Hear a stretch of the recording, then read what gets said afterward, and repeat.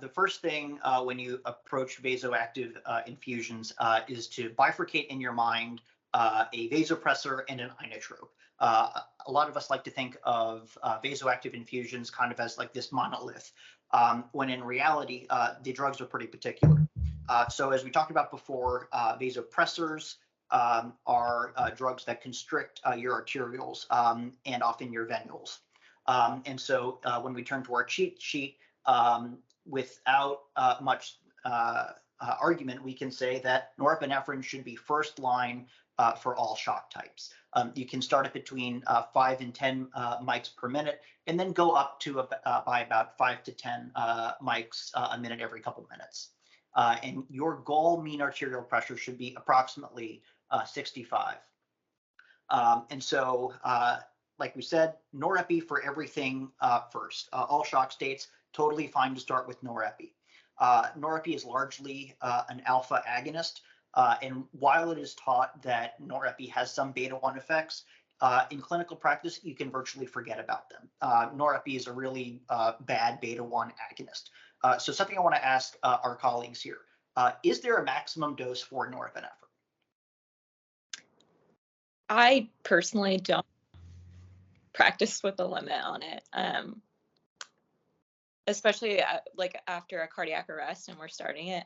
The nurses will kind of always look at their badge reel to see like what the starting dose is, and I tell them to forget it and just crank it up. We can always titrate down. So I don't believe in the maximum dose for it, honestly. I don't know if you guys have a different aspect. I think that's right. I think that, the data surrounding this, it's so hard to kind of separate the idea that disease states that make you go really high on your norepinephrine are obviously bad and obviously are kind of representative of shock that you don't have control of and you don't have source control. And that's probably where the bad outcomes are rather than the norepinephrine themselves.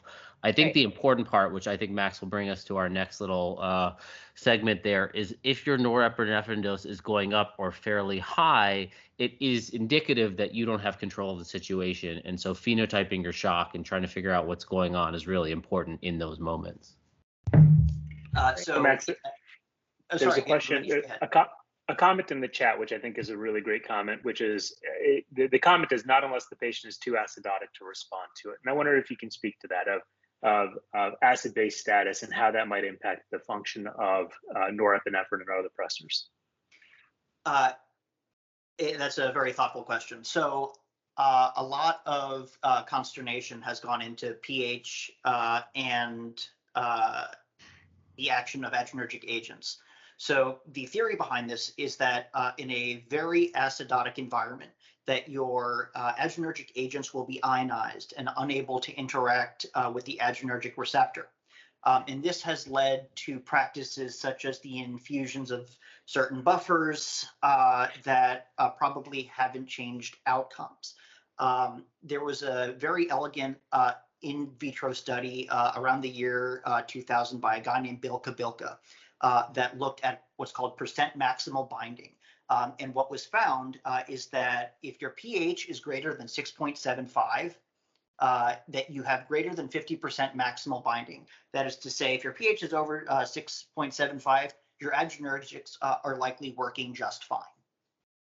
Yeah, I think like if you go back and look at this data, the original data on this is they took rabbit hearts, took them out of rabbits and put them in a neutral solution or an acidotic solution and see how the heart beat, and then looked at how it responded to inotropes. And rabbit hearts in a neutral solution apparently respond better to inotropes than those in an acidotic solution. So I from a perspective of pickled rabbit hearts, I'm sure this is correct, but in the human body, I think it's probably not something we consider. Again, the acidosis is representational of the problem, but it shouldn't really factor into how you're applying your pressors. So along those lines, and this is something that I was taught, which may not be correct, is in a patient that is profoundly acidemic, would you say vasopressin maybe is better than norepinephrine or no? There's no data for that practice. Okay, great. There's a second question or a second comment of my experience that in obstructive shock, large PE, starting with norepinephrine goes really poorly and an inotrope works better. I wonder if you can comment briefly on vasoactive choice in a massive pulmonary embolism. So hemodynamics and massive pulmonary embolism can be very tricky, regardless of your choice of vasoactive infusion. There is probably no right answer. An inotrope like epinephrine, which we'll get to in just a moment, is probably the right answer. There is a school of thought that norepinephrine will not lower, if not increase marginally, pulmonary vascular resistance. But in practice, the effect is probably so minimal that you're really just getting alpha agonism and an increasing flow in your right coronary artery. It's really difficult to predict the course of patients with massive PE during times of ultimate hemodynamic trespass. And if that's the case, what they may not need are vasoactive infusions. What they may need for the moment is VA ECMO. But I think the point is that sometimes a patient in shock doesn't need a pressor and rather needs an inotrope. And so I think one of the things we're going to get to and talk about is people who need inotropes need inotropes, and people who need pressors need pressors. So it's very important to phenotype your shock, especially as you start a pressor and it doesn't seem to be working the way you want it to stop and say, wait a minute, something's not right. Let me take a step back and look at what type of shock I have, because maybe I do need an inotrope. So as we were talking about shock phenotypes, really bad shock seldom needs norepi over 20 acutely. So when your norepi gets over 20 mics per minute, make sure that you have a mental checkpoint in place saying, is this the shock that I think it is? And is the patient in fact receiving the norepinephrine? Sometimes the norepinephrine may be distributed to the bed, the floor, or somewhere that is not the venous system. So once you've redefined your shock phenotype, it may be time to add a second line vasopressor, vasopressin. And you typically do this at 20, or the evidence has guided us to 0.2 mics per kilo per minute if you happen to be in a weight-based facility. So it's a drug that is seldom used in emergency departments, probably because you can manage shock pretty decently in the initial stage with norepinephrine, in addition to source control. Same thing, that after you've added your vasopressin and your shock still isn't getting better, same mental checkpoint. Is this the shock that I think it is? And when you are using this mental checkpoint, you want to consider all the data that you can get. Using point of care ultrasound, consider placement of an arterial line and potentially other hemodynamic or imaging modalities. And I want to ask all of our colleagues, when do you use these other modalities? When do you put it in A line? When's the right time to do point of care ultrasound? So I think a lot of this speaks to the idea that if you're not getting the answers you think you should be, meaning the drugs you're giving aren't working correctly, you kind of want to go through a problem-solving checklist. And we put these stop points here to make it something that it forces you to do, because otherwise, if you're just kind of going along, those doses of norepinephrine you get quite high before you kind of stop and start thinking about things. But the checklist essentially is looking at is the drug actually going into the patient? Like Max said, there's plenty of times you walk in the room and it's actually going into the floor, or it was running into a line of IV fluid as the patient was getting a bolus. That bolus has stopped, and so now the norepinephrine is no longer reaching the patient. And so just going through that checklist, the A line, I think, is once you start getting to norepinephrine levels above 20 and you're adding your second pressor, it becomes unclear whether a non-invasive cuff is actually telling you something reliable, right? And so you, at that point, you consider putting an A line in, simply because you don't think you're getting the information you want anymore. And then finally, adding POCUS is the point is, again, if your norepinephrine is climbing, it's an indicator that you don't have source control or you're not treating the right shock. So, going the extra step to phenotype your shock, I think, is really important in those cases. And there's a question in the chat there about, so is 20 the therapeutic ceiling for norepinephrine? It's not. The therapeutic ceiling for vasoactive infusions are poorly defined. But we do know when you can start getting more risk than benefit from the infusion. The maximum dose of any drug has to do with the total mass of receptors in the body.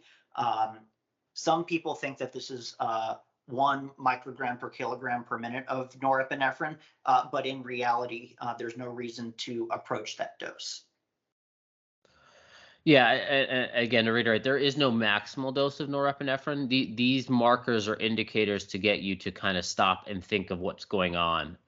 Climbing norepinephrine doses should be scary, not because you're going to reach a max dose and no longer be able to support the patient, but just as an indicator that you're not controlling the shock that they have.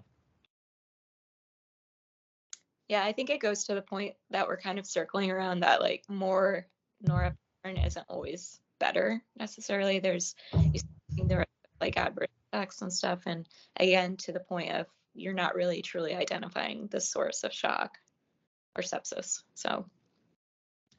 So Max, if I could just simplify things here, it seems what we're getting at here is essentially you have one pressor, and it's norepinephrine, and that's going to work for 99.9% of what you do in the emergency department. And if you feel the patient needs a pressor, norepinephrine should be your choice. Is that kind of what we're thinking? Always and forever. And then vasopressin could be added. In my mind, and I think the data suggests vasopressin just makes your norepinephrine doses look better, and so you feel better about life. That's how it's studied, right, as adrenergic sparing agents. Right, and so it can be started in the ED. I find it is somewhat logistically cumbersome to get in the ED. It takes time. So I often don't remember the last time I've started it in the ED. I use it quite frequently in the ICU, but I think for the most part, if you want a pressor, norepinephrine should be your drug of choice. What about these tertiary agents that we have on the bottom there? So the tertiary agents, you get into a little bit more of a data iffy zone. So stress dose steroids, hydrocortisone is 50 milligrams Q6 hours. There's a lot of argument about this. It's probably the right thing to do. It sensitizes your vessels to catecholamines. That is to say, it just makes your vasoactive infusions work better. You are setting your ICU colleagues up for a lower dose of catecholamines in the coming hours. You may not see benefit from this in the emergency department. And calcium gluconate, if the patient is undergoing massive transfusion with blood because of the chelators in the blood. Okay, great. So before we move on to Ionotropes, why is Epi not considered a pressor on this list? So Epi can be used as a vasopressor, as in it will make the red number on the screen go up, but it is quite frankly a better inotrope than it is vasopressor at the doses that we will use it. And I think the other point is it's the same pressor as norepinephrine with a different name. So when you're using epinephrine, you're essentially just adding more alpha adrenergic medication to the patient. And so in my mind, when we say the patient's on a third pressor and it's epinephrine, they're essentially just on more norepinephrine. Right. You've just added some inotropy to it with your beta. And team, we've got a question from John. John, go ahead. Yeah. Great. Well, thanks, Manish. Just quick question for the panel on the role of dopamine, if any, in 2022. Is it a pure relic of the past? Only Siths deal in absolutes, but there's never a role for dopamine in the year of our Lord 2022. I'm in agreement. I routinely will avoid dopamine. Obviously, it is weight-based. The higher dose that you get, the more technically inotropic effects you're going to get from it, but it can also cause tachyarrhythmias at any dose, and we have alternatives that are far more effective. Yeah, I agree. I mean, I think the data on, the evils of dopamine is somewhat overstated. When you actually look at it, it essentially just causes more tachydysrhythmias than norepinephrine. But the goal of this is to keep things as simple as possible. There's no benefits of dopamine over norepinephrine. Norepinephrine is easy to use. We're all comfortable with it. It should just be our primary agent. So foreseeing a massive shortage of norepinephrine, I think we'll be okay. And there's a few more questions. And Greg, I'm wondering if I can also ask you, I know in the past, dopamine used to be used in transport scenarios because it was stable, pre-mixed. And I wonder if you can comment on that. Is that still the case? Is it still being used by MedStar Transport? Occasionally, but mostly we've been using norepi or phenylephrine, depending on where we're coming from. in what was started at the referring facility. Okay. And then one of the other questions was, what about phenylephrine? Is there a role for phenylephrine? There's nothing that you can do with phenylephrine that you can't do with norepi. Additionally, phenylephrine comes in a lot of volume, and for patients with decompensated heart failure who can ill tolerate more volume, that's just extra volume that you can quite frankly get the same benefit with the alpha agonism with norepi. I think the two arguments that are often commonly cited to use phenylephrine is, one, it can be run peripherally. The data on this is phenylephrine and norepinephrine can both be run peripherally just as safely or as dangerously as each other. And then the other argument is in cases of AFib, where you don't want any beta, adding an isolated alpha agent would be more beneficial, and that I think is mostly theoretic and has no real clinical benefit. And so again, to keep things simple, you can just use norepinephrine for everybody.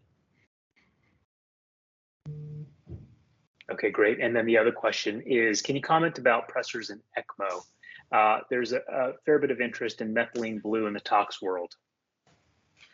So in tox emergencies, the insult is frequently both an inotropic incompetence and vasoplegia. So, for example, massive beta blocker overdoses, massive calcium channel blocker overdoses. If you're on VA ECMO, you need a little bit of pulsatility, but not as much as if you're not on VA ECMO. And if you're on ECMO, you need a minimum arterial pressure that really should be accommodated by the circuit itself. You mentioned methylene blue. We're wandering farther and farther from evidence-based practice here. Methylene blue itself is a fine vasoactive infusion. It will raise blood pressure. It will also raise pulmonary vascular resistance. It wouldn't be a talk by me if I didn't mention the right heart. The right heart does not like higher pulmonary vascular resistance, and it can also cause trouble for the ICU team as it's an oxidant.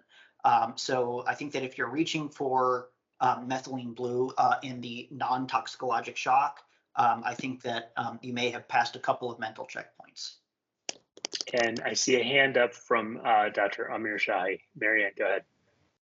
Hey, sorry, that was my question. The reason I ask is sometimes we get calls, for example, when we've put the patient on ECMO, either in the emergency department or sometimes they end up getting it in the ICU, and then they're not maintaining their pressures, I guess. Yeah. The circuit isn't adequately maintaining it. So does your approach to vasopressors change at all when you have somebody that doesn't have adequate pressures on a VA ECMO circuit?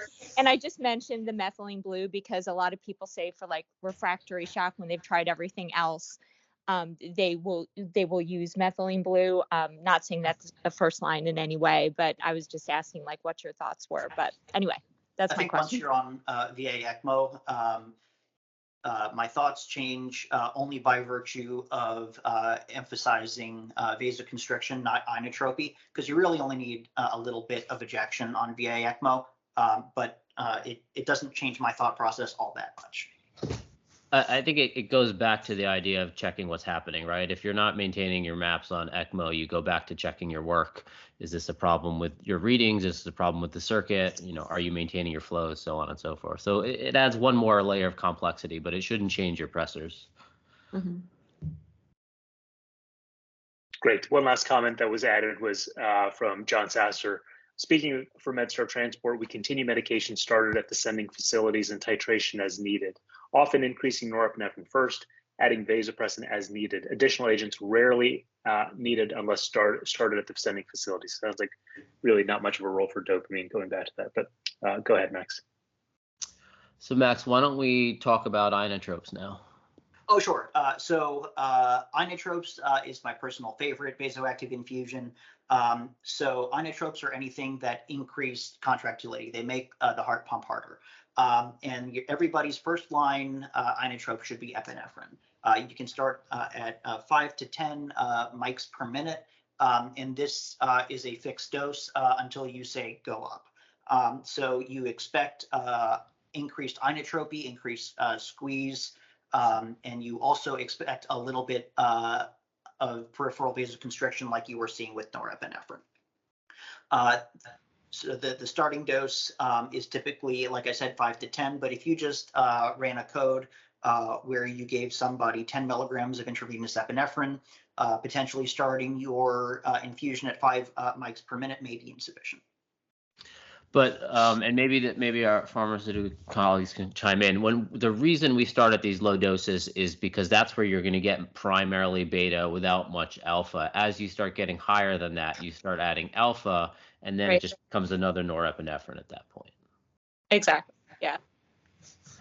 Sumeet, can you comment on that? Like, when does that transition occur? I think there are a lot of factors that kind of play into it, honestly. But yeah, it's just, as with most medications, some of like as you go up on the doses, I don't know if that there's like a really hard line to say like, oh, if you go above like 10 micrograms per minute, you're going to start getting some more alpha effects. It also kind of goes into play of what's going on with the patient. I was taught 0.1 mics per kilo is the transition between beta and alpha, but not a number that I think we should marry. Yeah, I don't think there's any firm data on that. I think it's mostly, you know, they've looked at it theoretically, but we don't have a firm number. But the idea of when you're using epinephrine is to use it as an inotrope and to keep it in its inotropic doses. But if you're giving it, sorry, Sumeet, go ahead. Just the difference between vasopressors, because like we dose our norepinephrine and I think our epi just as a flat dosed. We don't do it by weight. Other institutions I've been at where it is weight based, and there's like pros and cons to that, because with the non-weight based dosing, you tend to have a lower max, at least max by the institution.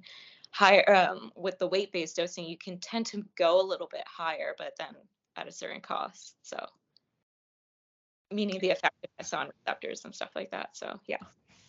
Yeah, I think for the sake of you know, using epinephrine in the emergency department as an inotrope, if you sit it at 5 or 10 and just leave it there, you're gonna get most of the benefit with very little of the harm. If you try to titrate it more or less, it's gonna be kind of complicate things without much more benefit. So Rory, just so I'm clear about that, if I'm on epinephrine at 10 mics per minute and I increase it to, let's just say I get to 20 or 30 or 40, whatever it might be, am I losing the inotropy? Presumably I'm maintaining the inotropy and I'm adding afterload. Is that right? Yes. Yeah, that's correct. I in some ways you would think this is simplifying things, right? Because you're using one drug for two things. I tend to think it complicates it, because you don't really know what effects you have. If you separate your inotropy and your pressor effects, meaning you use epi for its inotropic effects and you use norepi as your pressor, you're then able to tell which one's working and which one's not by titrating them individually. And so I resist moving my epi up past its inotropic effects, and if I need a pressor, I go to norepi. Mm-hmm. Great. A question in the chat.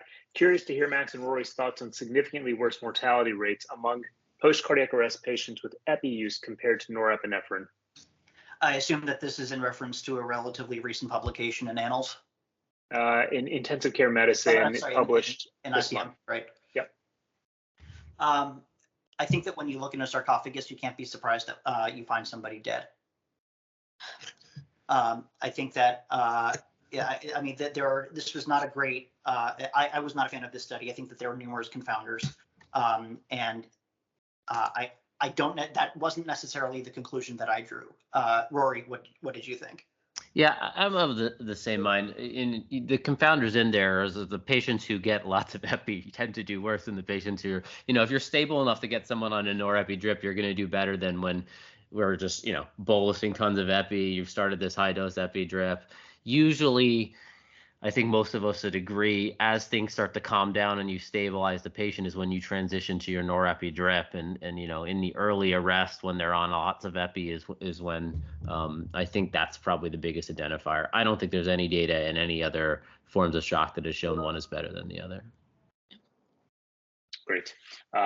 Another question is there any other inotrope to add to Epi if you need more inotropy? And to frame that question, Rory, like you were saying, if you have them on 5 or 10 mics and you feel like you need more inotropy, would you add something else? And Max, I'll pose that question to you. There are, the world is your oyster with inotropes, really. So you pick a drug that works in a different way. So similarly, how we were talking about not adding more alpha agonism for more pressure, adding more beta for more inotropy may not be as effective. So if I have somebody on an epinephrine infusion, adding dobutamine, adding isoproterenol, if cost allows, probably you won't get that much more inotropy. Adding an additional drug like milrinone, for example, is a fair move, but a topic for a much later day. Yeah, I mean, I think the other point to say there is, people in cardiogenic shock, it's often very hard to fix cardiogenic shock with inotropes and pressors alone, right? And it goes back to phenotyping your source of your shock and trying to get source control, right? And so all pressors and all inotropes should be used as a bridge to getting source control, whether that's getting source control from an infection, whether that's getting them to the cath lab, whether that's getting them to some kind of therapeutic intervention for a PE, or stopping the hemorrhage, right? Your pressors and your inotropes are buying you time. They will not fix the situation. And so, just simply using pressors to fix the red numbers without fixing the underlying cause will always lead to a disappointing result. And there's another great question that I think probably many of us have. It sounds like there's a preference for epi with or without norepi versus dobutamine plus norepinephrine. Is there a scenario in which you would prefer dobutamine over epinephrine? So when you start dobutamine, 3 things can happen to your blood pressure. It goes up, it goes down, or it stays the same. Dobutamine is technically an inodilator, so it's a little bit more beta 2. That is to say, when you start an inotrope, you'll get the beta 1, but you may get a little bit of vasodilation with the beta 2. I find that in practice, the beta 1 effects of increasing cardiac output largely outweigh the effects of the beta 2. Mm-hmm. So if you have somebody with a fine blood pressure, but clearly has cardiogenic shock, I think that's very appropriate to start dobutamine. Yeah, I mean, in my mind, I think the only time I start dobutamine is when I don't have epi, which is very rare. I think especially in the emergency department, if you ask for dobutamine, it takes, a reasonable time to get dobutamine. You ask for epi, it's there. Epi is probably the most available drug that we have in the emergency department. So I think for a first-line inotrope in the emergency department, it just seems like the easiest one to get. And so I always ask for epi.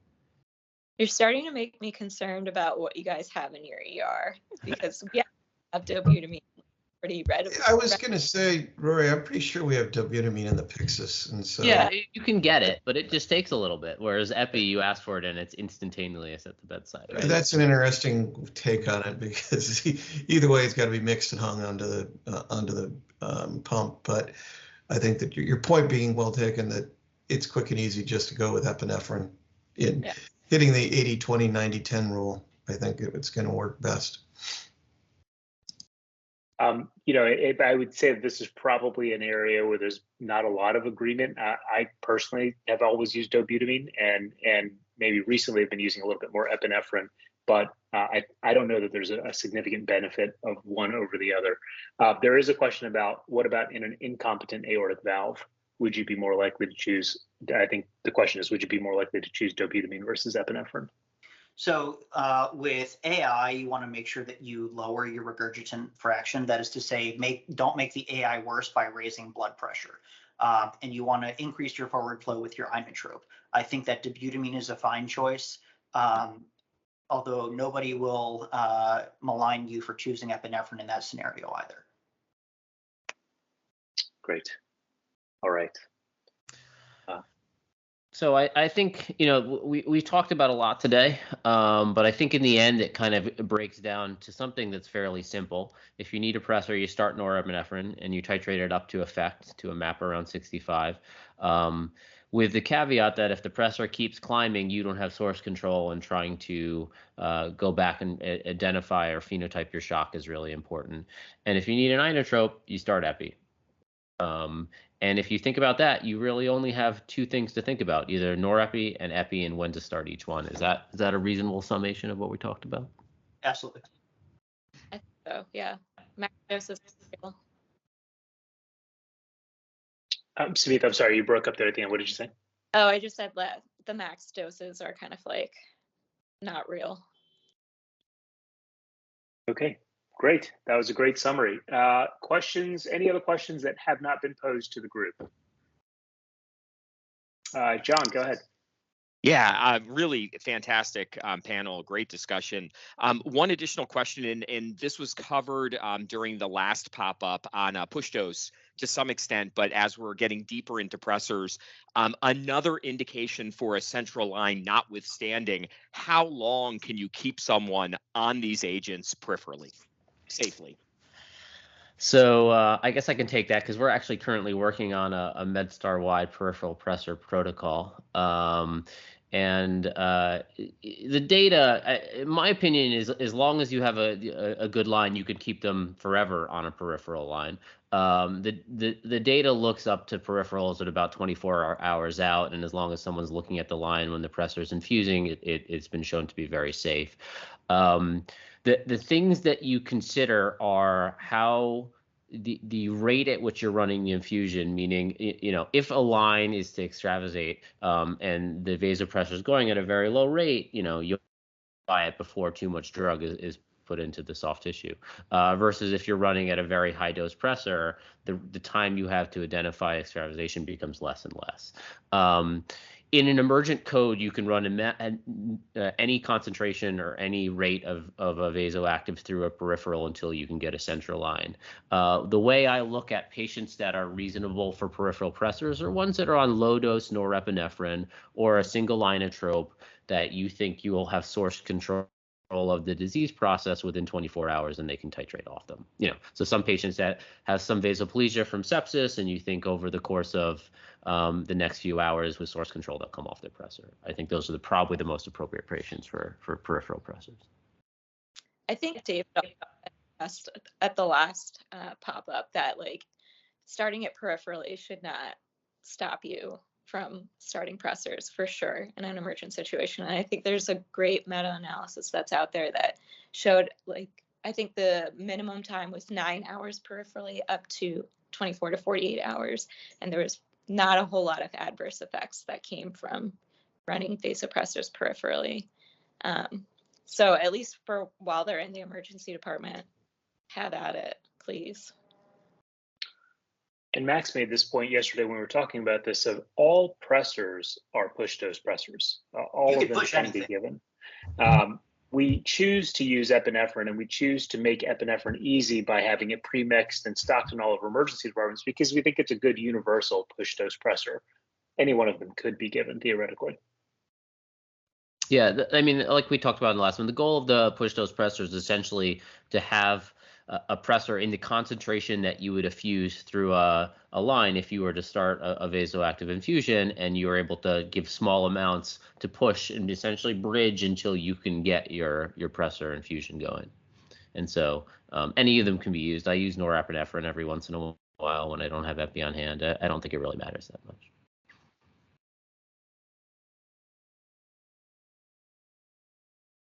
Great. I think that's it. Thanks to all of our panelists. That was fantastic, very high yield. This is being recorded and will be posted on YouTube in the next couple of days. Our next one is we're expecting to do mechanical ventilation, probably going to be in April. We'll see a kind of a final push that I would say to really consider working on your echo skills if it's not something that's routinely part of your practice. One of the biggest changes over the last 15 to 20 years and how we manage these patients that come in with shock, and is really going to be important objective information for when you need an inotrope versus a pressor. Matt, Rory, Sumeet, thank you all so much.